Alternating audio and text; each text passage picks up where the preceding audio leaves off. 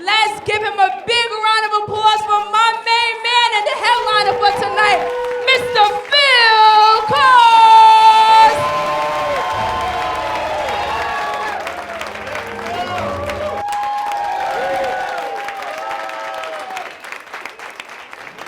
What's up, everybody? I'm Phil Korz.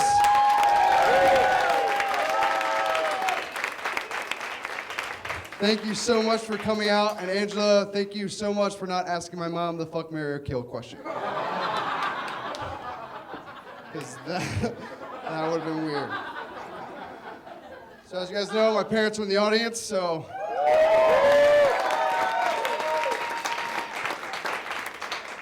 As if the night hasn't been weird enough. The first time my parents ever saw me perform, I told the audience, I said, hey guys, you guys are gonna learn a lot about my parents. So Mom, Dad, I'm sorry. This time around, you're gonna learn a lot about me. So, Mom, Dad, I'm so sorry. Every time, everyday time. There's a lot of special people here. I went to Vegas with you guys. That was a time. You guys will hear that story about 23 minutes in this set. It's been a hell of a journey so far. I filmed a gay movie with that guy over there. Yeah, who knew, right? I won't even get into that. It's way too soon for me to even touch on it. Got some loved ones here. This is great. It's awesome. But I am happy about my parents being here. My parents are the whitest people you could ever meet. I don't know if you see what they look like, but my dad is so white, he makes Bill Gates look like Common. If you look up Caucasian in the dictionary, it's their wedding picture. So, they're pretty dang white. But, you know, my life has been a lot different ever since I started doing this comedy thing. It's been kind of a wild ride. So I want to take you guys through my whole story. So it all started in Delaware, good old Delaware, right? I'm the only one that has ever left the state, been allowed to leave. So, like, it's a great honor to be here, really. Has anyone ever heard of Delaware?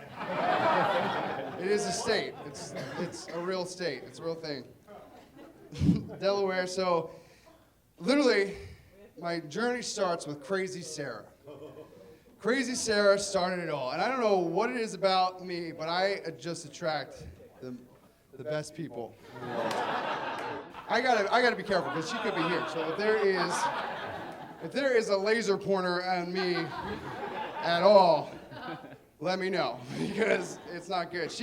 Crazy Sarah is a Mormon girl from Lancaster who came to my show in Delaware. Take a second, just take a second. As if the fast-paced Amish life wasn't good enough. She moved to Salt Lake City, couldn't cut it there. Why not try Delaware? Yeah? So Crazy Sarah started following me to shows, driving 11 hours. She would show up at my house. It was a little much. It was crazy. And I was like, you know what?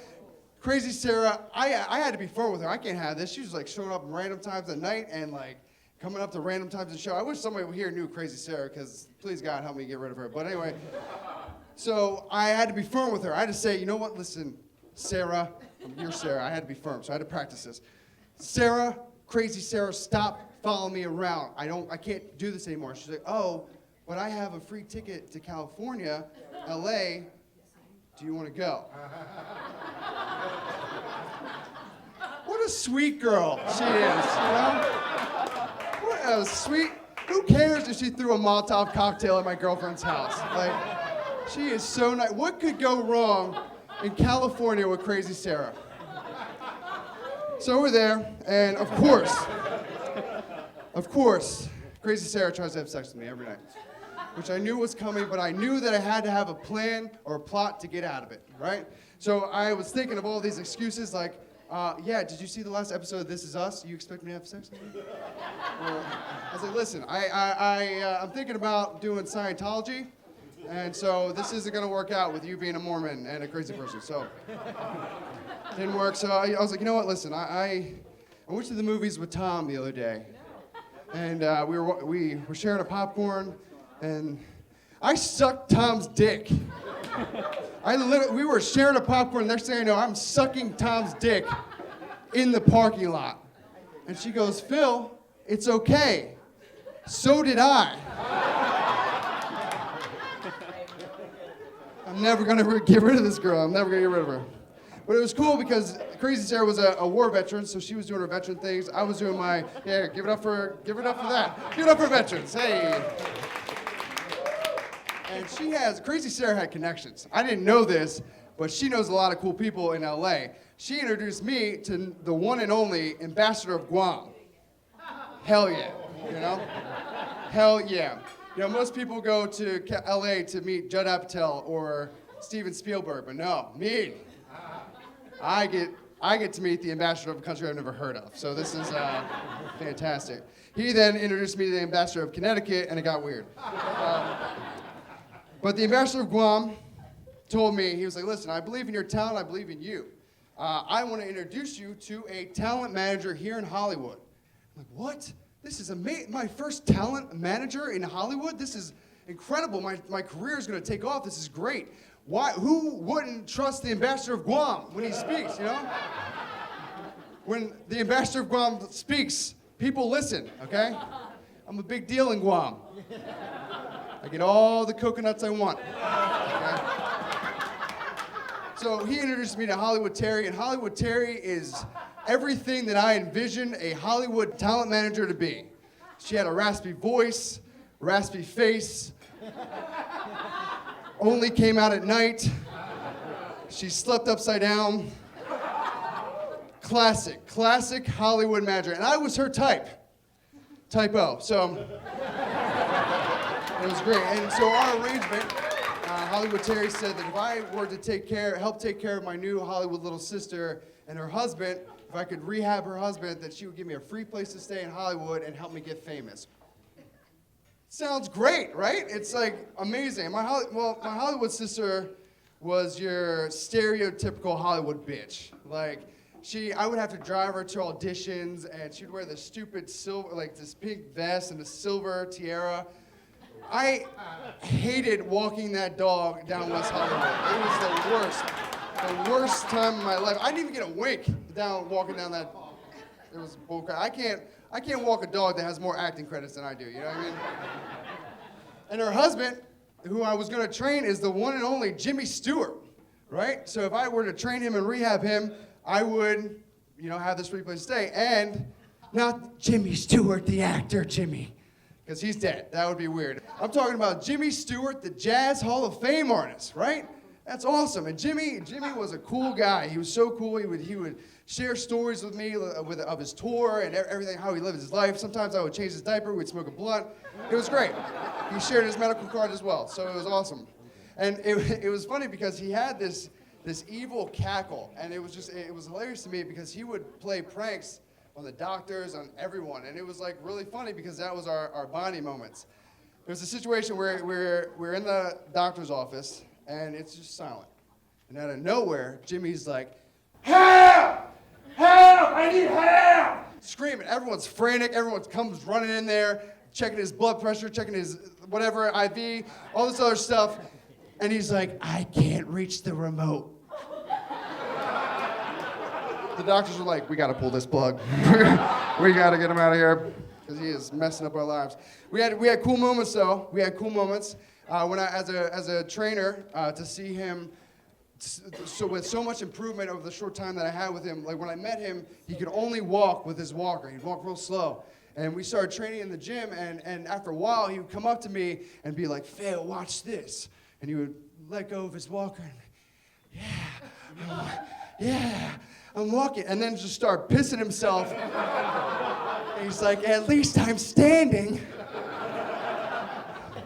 Which, as an 80-year-old man with 2 strokes, I get it, okay? He can't help that. But when you would laugh afterward and be like, it looks like you're cleaning that up. You're a dick. You're an asshole.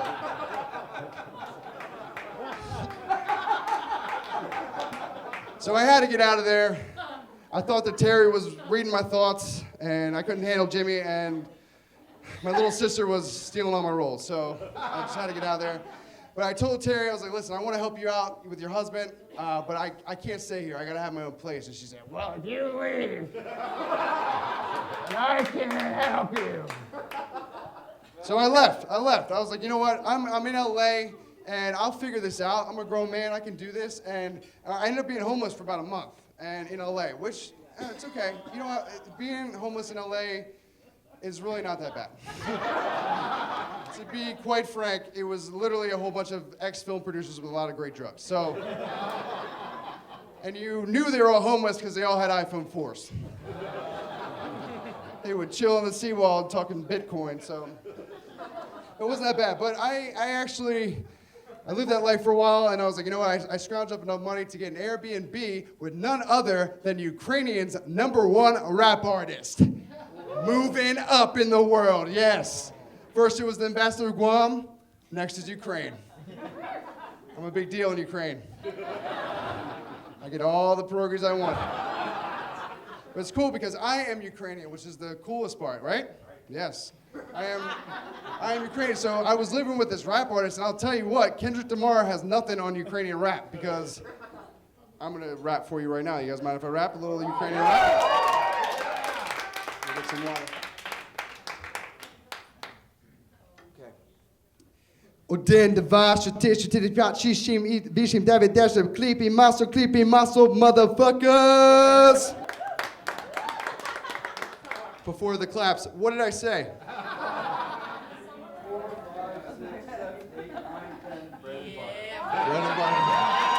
Yeah, rapping in Ukrainian, baby.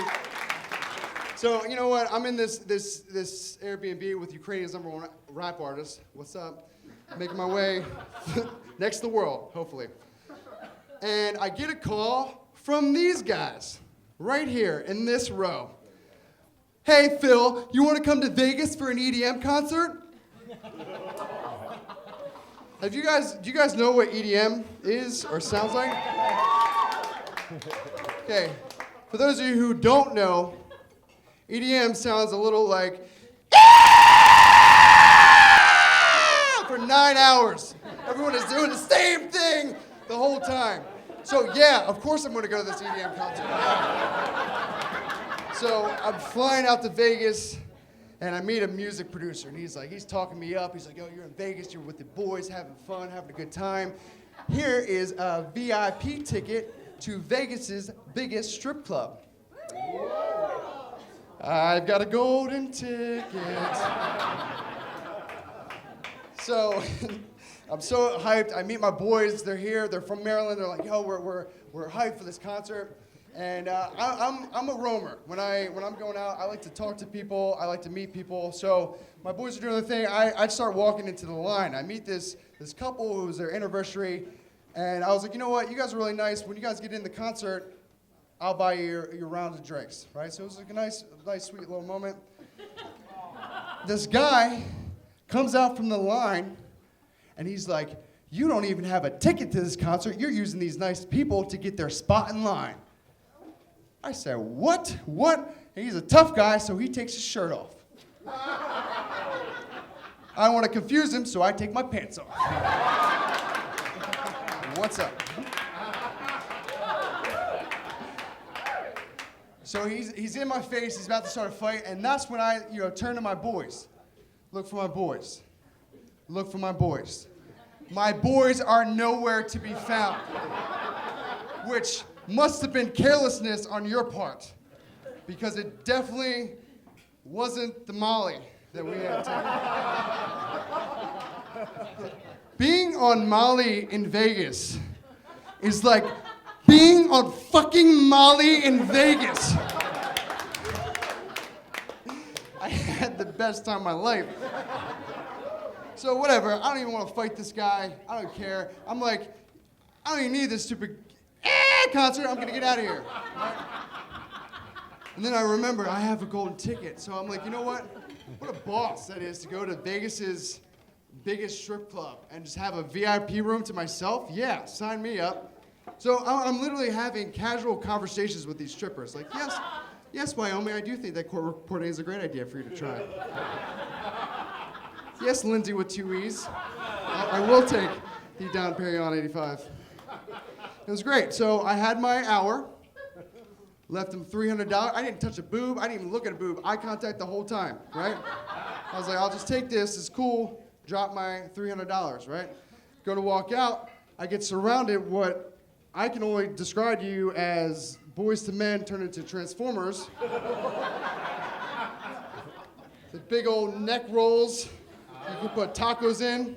That kind of thing. They were like, yo, you gotta pay your tab. And I'm like, I left a $300 tip. I'm 6'2". So they were big. And I'm like, so it turns out that the bottles of wine they were offering me were not free, not a part of the VIP room. And every bottle was about $750. I had a tab of $4,000. $4,000. I didn't even get a lap dance. Like, God dang. My boys later asked her, like, did you get a blowjob? Like, what was? No, but she fucked me. They fucked me good.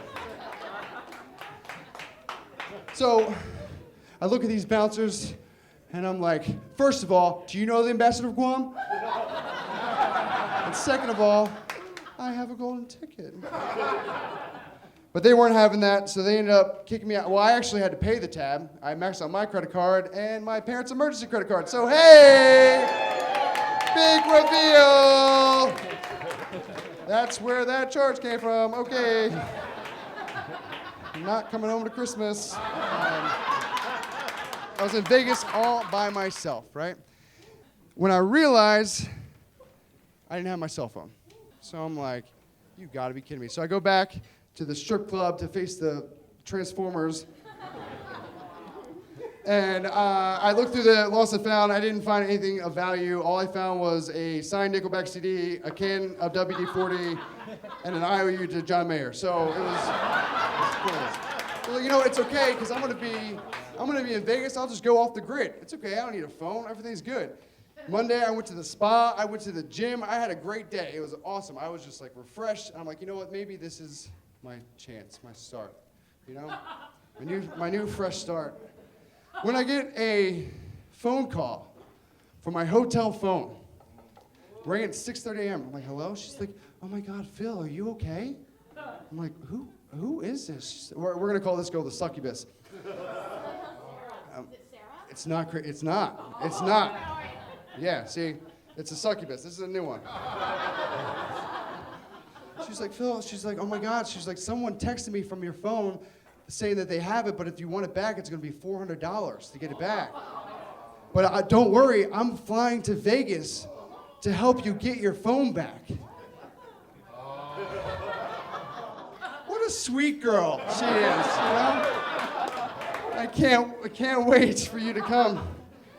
So she comes to Vegas, and she's all disheveled. She looks like she's been on a 9-day drug binge. She comes in, and she's like, I just really need to take a nap. So she lays down, she takes a nap, and I go roam the streets. When I come back to the hotel, the front desk guy was like, oh, Mr. Korz, your wife was calling down for you. My what? What? So I go upstairs, right? I find her passed out. Not one, not two, but 8 prescription pill bottles, all empty. My stuff, her stuff, moved in together. My socks were folded, my underwear was folded, everything. And I'm like, not again. I am not doing this shit. I've already done this once. I cannot do this again. So a couple days later, I was like, listen, I gotta be firm with you. One day, she was in her little coma nap, and I'm like, I'm gonna take a little stroll. So I'm in the streets, and who do I meet? Then homeless Victor. Now, I sit next to homeless Victor, and I'm like, yo, man, what happened to you? And he's like, you'll never believe it. He's like, I was here in Vegas one night. He's like, I just got a little crazy, and he's like, I ended like betting my house. I lost my wife, my kid. And I'm like, well, I met the ambassador of Guam, I sucked a dick, and now a crazy girl's in my hotel. So he was like, damn. And homeless Victor, he was like, listen, all I want is a shower. And I was like, all I want is this crazy broad out of my hotel. So I gave him a shower. Rewind. I didn't give him a shot. I let him use my shower. But the agreement was he was going to get her out of my hotel, and it was great because she was in her little drug nap, and she was already floating 3 feet above the sheets anyway, so he just like picked her up and carried her out. And I didn't know if it was going to be like, you know, a bad thing or whatever, but it turns out there was 3 other homeless guys carrying out blackout girls, so it was just like a business. I left her in a very spacious lobby. It was nice, and the front desk was like, yeah, this happens all the time. So, gave homeless Victor my keys. I said, take all the showers you want, big guy. I'm getting the hell out of here. I am getting the hell out of here. I can't believe I'm saying this, but I want to go home to Delaware. Bring me back to the murder-ridden streets of Wilmington, please. Just like, it's just craziness to this. So I finally get home. I finally get out of Vegas to find my father standing in the lawn with his arms crossed. Nothing good ever comes from that. First of all, I don't even know how long he was standing there. It could have been days. Standing there with his arms crossed, and I'm like, what's up? And my dad was like, come inside. I'm like, okay. My mom's in the kitchen, she's crying her eyes out. My neighbors are in the kitchen. I'm like, what is going on? And my mom's like, don't play stupid with us. We know about all the drugs and you being in jail. And I'm like, Mom, what the fuck are you talking about? She's like, see, it's the drugs. You would never say that. And I'm like, Mom, what are you talking about? So we had this big argument. It turns out that my little friend in Vegas had made a phone call to my parents. She was like, I guess she didn't like her lobby, I guess. She was like, Mr. and Mrs. K, this is Phil's friend. I want to let you know that he's in Vegas right now, but he's in jail for doing drugs, so I'll make sure that he comes home to you, okay? This is the succubus.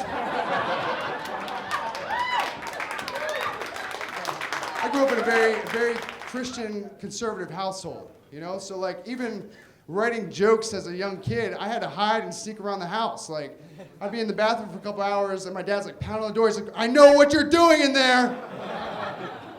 Really? You know why the MILF and the beefcake went to the bar? Because I've been trying to figure that out for a while. I wasn't allowed to cuss growing up, which makes sense. But what makes me angry was this whole other list of arbitrary words that I wasn't allowed to say, that wasn't offensive to anyone. But because they were offensive to my mother, I had to treat them like they were offensive to Jesus himself. I couldn't say anything sucked. I couldn't say shut up. I couldn't even say the word fart. But my mom had alternatives for these words. Shut up was be quiet. Sucks was stinks, but fart. My mom made me say Fritzy instead. Smells like Fritzy in here. Fritzy, Fritzy, Fritzy. Fritzy. Stinks in here, Fritzy.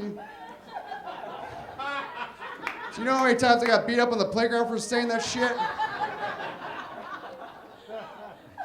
And you would think that the Fritzy reign of terror would end when I turned 18. No. See, what happens when you train a kid to say a dumbass word in their adolescence, it embeds itself in your subconscious. It comes out when you're 23 years old in the locker room full of dudes yelling, okay, I'm fucking Fritzy.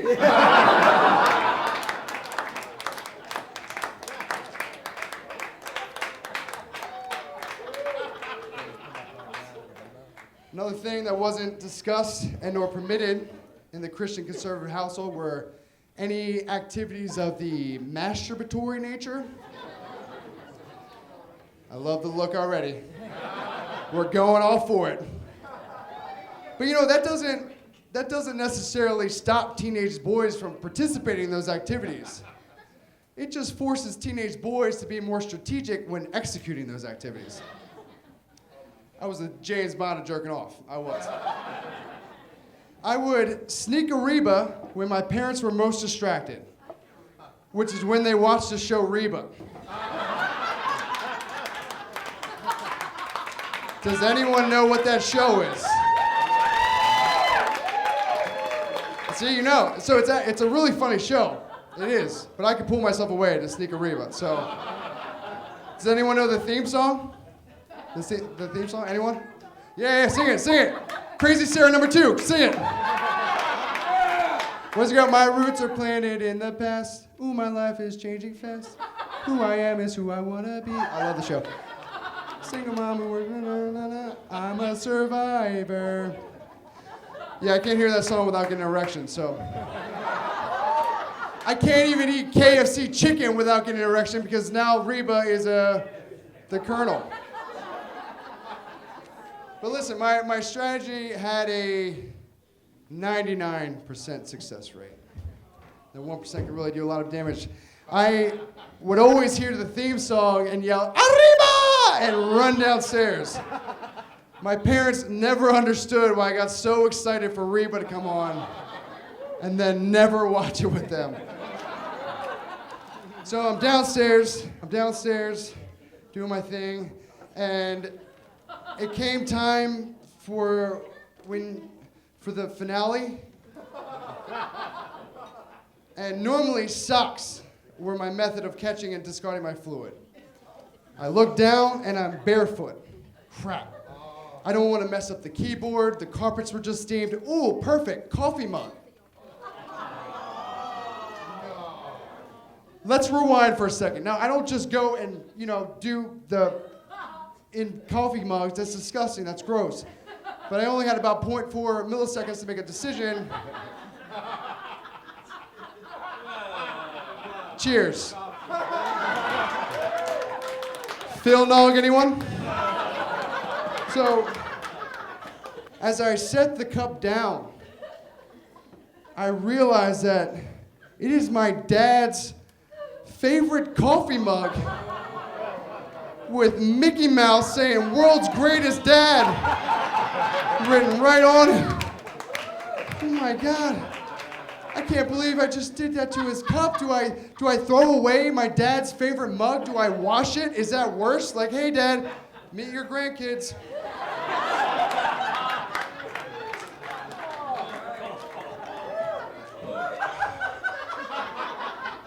So you know what? I was like, you know what? I just need to grab the cup, clean it, and hide it for now, right?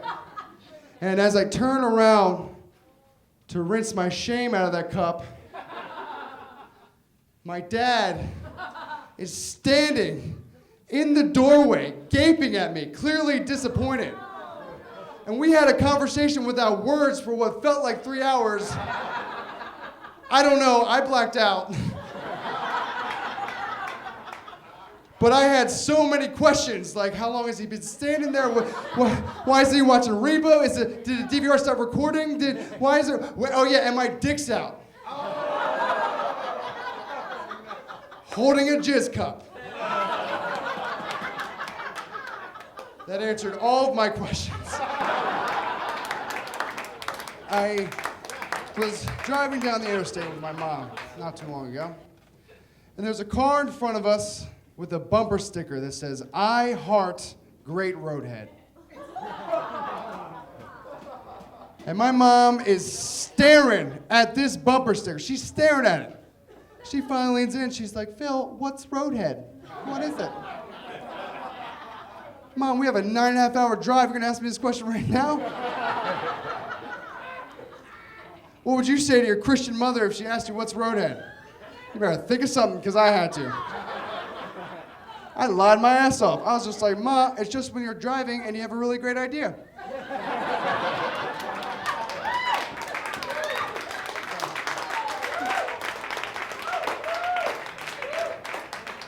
And it was forgotten about until my grandfather's retirement party. My mom's giving the speech. She goes, "My father's company wouldn't be where it is today without my father's hard work ethic and probably a lot of Roadhead."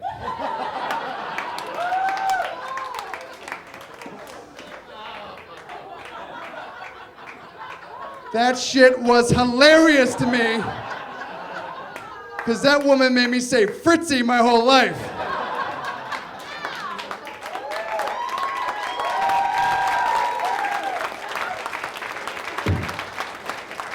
Look, it means the world to me that you guys all came out here.